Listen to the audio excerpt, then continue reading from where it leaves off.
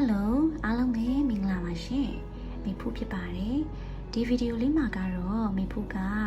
ကိုယ့်ရဲ့တစ်ဖက်သူကိုယ်စိတ်ထဲမှာရှိနေတဲ့သူကကိုယ့်ကိုပြောချင်တဲ့စကားဆိုတဲ့ reading ဗီဒီယိုလေးကိုလုပ်ပေးတော့မှာဖြစ်ပါတယ်မိဖူးနဲ့တူတူကိုယ့်ရဲ့တစ်ဖက်သူကကိုယ့်ကိုဘာပြောချင်နေလဲဘာသိစေချင်လဲဆိုတာလေးကိုမိဖူးနဲ့တူတူကြည့်လိုက်ကြမယ်နော်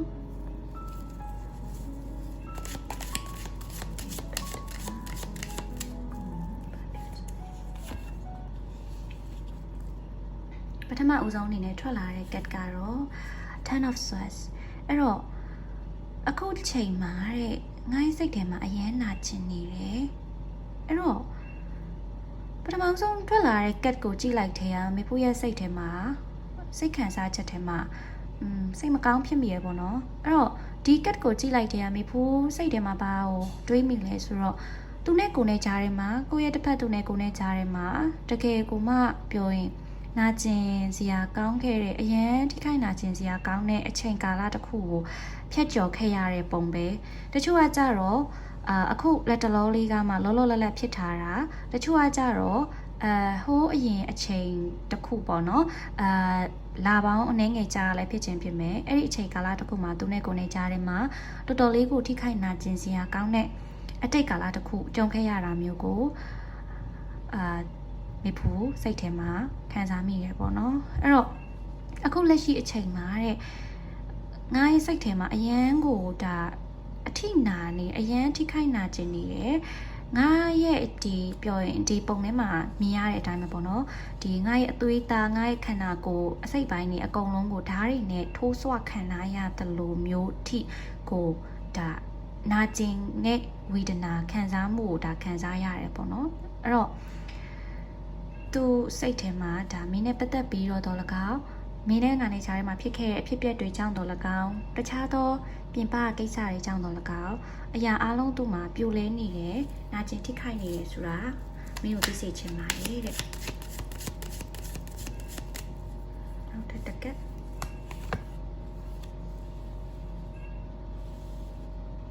အဲ့တော့ okay ဒါလေးကနည်းနည်းစိတ်ဝင်စားဖို့ကောင်းတယ်ပေါ့နော်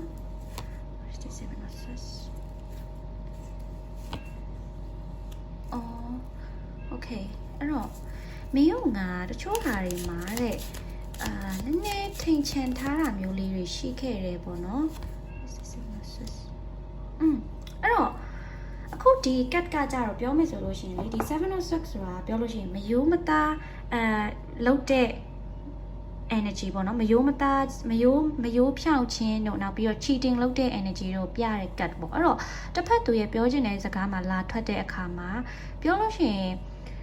အမျိုးမျိုးဖြစ်နိုင်တဲ့ဒီ cat ကလေတချို့အတွက်ကကြတော့သူဒီအမှတ်တကယ်ကိုပြောရင်ကိုယ့်အပေါ်မှာမယိုးမသားလုပ်ခဲ့တာရှိတယ်ငါမင်းပေါ်မှာမယိုးမသားလုပ်ခဲ့တာရှိတယ် cheating လုပ်ခဲ့တာရှိတယ်တဲ့ပြီးတော့မင်းပေါ်မှာပေါ့နော်ဒါအကျိုးမြတ်ရယူလို့မှုနဲ့ဒါချင်းကပ်ခဲ့တာမျိုးတွေအကျိုးမြတ်ထုတ်ခဲ့တာမျိုးတွေရှိခဲ့တယ်ပေါ့နော်အဲ့ဒီအတွက်ကြောင့်မလို့သူအခုလက်ရှိအချိန်မှာတော်တော်လေးကိုပြန်ပြီးတော့ခံစားနေရတာပေါ့အဲ့ဒီဟာတွေသူလုပ်ခဲ့တဲ့ဟာတွေကြောင့်မလို့အခုလက်ရှိအချိန်မှာတော်တော်လေးနှောင်ထားရတယ်တဲ့အဲ့တော့တချို့တော့ကကြတော့ဘယ်လိုမျိုးဖြစ်တတ်လဲဘယ်လိုမျိုးဖြစ်နိုင်လဲဆိုရင်အခုလက်ရှိမှာပြောရင်ငါရဲ့ဒီဘေးပတ်ဝန်းကျင်မှာရှိနေတဲ့သူတွေကငါ့ကိုမကောင်းကြံ့ခြင်းတဲ့သူတွေပြီးတော့ဒီလင်းလှည့်ဖျားခြင်းတဲ့သူတွေမယိုးဖြောင်းတဲ့သူတွေငါဘေးပတ်ဝန်းကျင်မှာရှိနေတယ်တဲ့ငါစီကနေပြီးအကျိုးမြတ်ယူခြင်းတဲ့သူတွေအဲ့ဟာတွေရှိနေတယ်ပေါ့နော်အဲ့ဟာကိုမင်းကိုသိစေခြင်းနဲ့ဆိုတာမျိုးတချို့ကပြောချင်တာမျိုးဖြစ်နိုင်နေပေါ့နော်အဲ့တော့နောက်တစ်ခုကကြတော့တချို့တွေတော့ကကြဘယ်လိုလဲဆိုတော့ဒီဗီဒီယိုကြည့်နေတဲ့သူတွေကပြောရင်တခုခုပေါ့နော်ဒီကိုယ့်ရဲ့တစ်ဖက်သူအမြင်မှာကမြင်နေရကြတော့မင်းကငါ့ကိုတခုခုမယိုးမသားလုပ်ခဲ့တာမျိုး cheating လုပ်ခဲ့တာမျိုးတွေမင်းငါ့ကိုဒီလိုမျိုးလုပ်ခဲ့တာတွေကြောင့်မလို့ငါဒီလိုမျိုးစိတ်ထိခိုက်တာမျိုးခံစားနေရတယ်တဲ့အဲ့တော့ဒါကအကြောင်းအရာ၃မျိုးဖြစ်နိုင်တယ်ဒီ cat ကိုမေးဖို့ကြည့်လိုက်တာလေအဲ့တော့ကိုနဲ့ကိုက်ညီတဲ့ဘက်ကနေပြီးတော့ဒါယူပြီးတော့ကြည့်ပါပေါ့နော်အဲ့တော့နောက်ထပ်တစ် cat ထုတ်ပြင်မယ်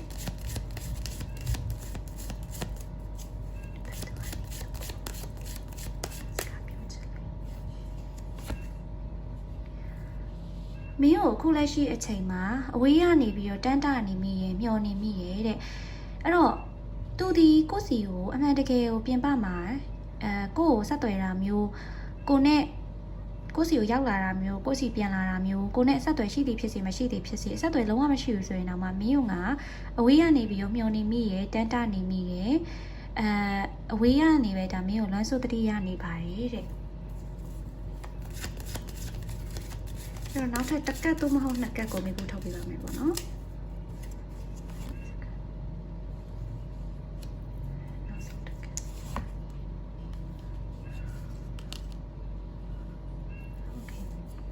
အဲ့တော့သူကနေပြီးတော့ကိုကိုဒီမှာအမြဲတမ်းစောင့်ကြည့်နေရယ်မင်းရဲ့ဒီငါနောက်ွယ်မှာမင်းဘာလုပ်နေလဲမင်းဘာတွေဖြစ်နေလဲဆိုတာကိုငါအမြဲတမ်းတနည်းမဟုတ်တနည်းတနေရာမဟုတ်တနေရာနေငါမင်းကိုစောင့်ကြည့်နေရတဲ့မင်းစီကိုငါပြန်လာခြင်းနဲ့စိတ်ရှိတယ်ဒါပေမဲ့မင်းစီကိုပြန်လာခြင်းနဲ့ဆိုရင်ငါမင်းကို commitment မပေးနိုင်သေးဘူးတဲ့ပြန်လာရဆိုရင်တော့မှ तू ကခဏတစ်ဖြုတ်ပြန်လာပြီးတော့ငါ stable ဖြစ်ချင်မှလည်းဖြစ်မယ်ပြန်ထွက်သွားလည်းဖြစ်ကောင်းဖြစ်မယ်ပေါ့နော်အဲ့တော့ဒါပေမဲ့ဘယ်လိုပဲဖြစ်ငါမင်းစီကိုပြန်ပြီးတော့ပြန်ရောက်လာခြင်းနဲ့ဒါပေမဲ့ငါရဲ့စိတ်ထဲမှာရှုပ်ထွေးမှုတွေအများများနေတယ်တဲ့ငါစိတ်ထဲမှာဘယ်ရာကိုမှအမှန်မတွေးနိုင်သေးဘူးပေါ့နော်ဘာဖြစ်ချင်လဲဆိုတော့လည်းငါလည်းမသိဘူးပြီးတော့မင်းနဲ့ပတ်သက်လို့လည်းငါ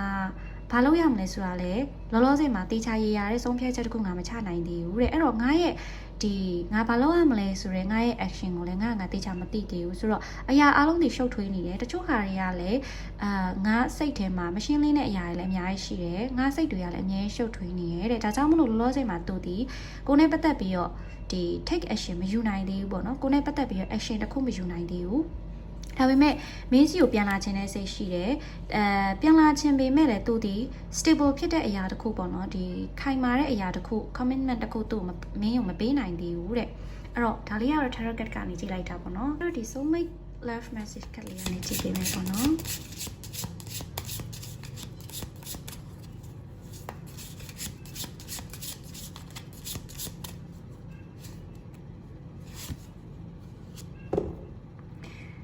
So many things remind me of you is crazy အဲ့တော့သူ့ရဲ့ဘေးပတ်ဝန်းကျင်မှာရှိနေသမျှအရာမှန်သမျှတချင်းလေးတစ်ပိုင်းတစ်စားပဲဖြစ်စေဒီတချင်းတန်စင်လေးပဲဖြစ်စေတခြားသောသူသွားနေကြနေရလေးတွေသူစားနေတဲ့အစားအစာလေးတွေပြီးတော့သူထိတွေ့နေတဲ့အရာမှန်သမျှသူစကားပြောဖြစ်နေတဲ့သူမှန်သမျှအရာအလုံးကအရာတော်တော်များများကမင်းကိုတတိယစေတယ်အရာတော်တော်များများကမင်းနဲ့ဆက်နေတယ်အဲ့တော့မင်းရဲ့ဒီပုံရိပ်တွေကမင်းကဘေးနားမှာမရှိပေမဲ့ဒီအရာတော်တော်များများကနေပြီးတော့မင်းကိုသတိရစေတယ် it's so crazy ပေါ့နော် it's crazy ဒါတကယ်ကိုယူလောက်စေတယ်တဲ့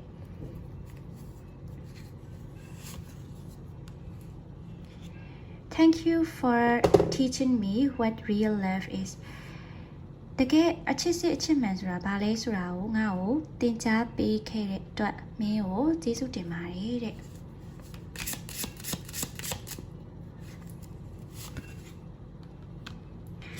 When I'm sad, I look at your pictures and feel much better. ငါဝမ်းနေနေတဲ့အချိန်မှာမင်းရဲ့ပုံလေးတွေကိုငါကြည့်ဖြစ်တယ်။အဲ့ဒီအချိန်မှာမင်းရဲ့ပုံလေးတွေကိုကြည့်လိုက်တဲ့အချိန်မှာငါစိတ်ထဲမှာစိတ်ခံစားချက်လေးတွေပြန်ပြီးတော့ကောင်းမွန်သွားတယ်တဲ့။အဲ့တော့ဒါလေးကတော့တစ်ဖက်သူကနေပြီးတော့ကိုယ့်ကိုပြောချင်တဲ့သိစေချင်တဲ့ message လေးတွေဖြစ်ပါတယ်။အားလုံးကိုကျေးဇူးအများကြီးတင်ပါတယ်။ခိုင်မြဲတဲ့မေတ္တာစင်မေတ္တာမှန်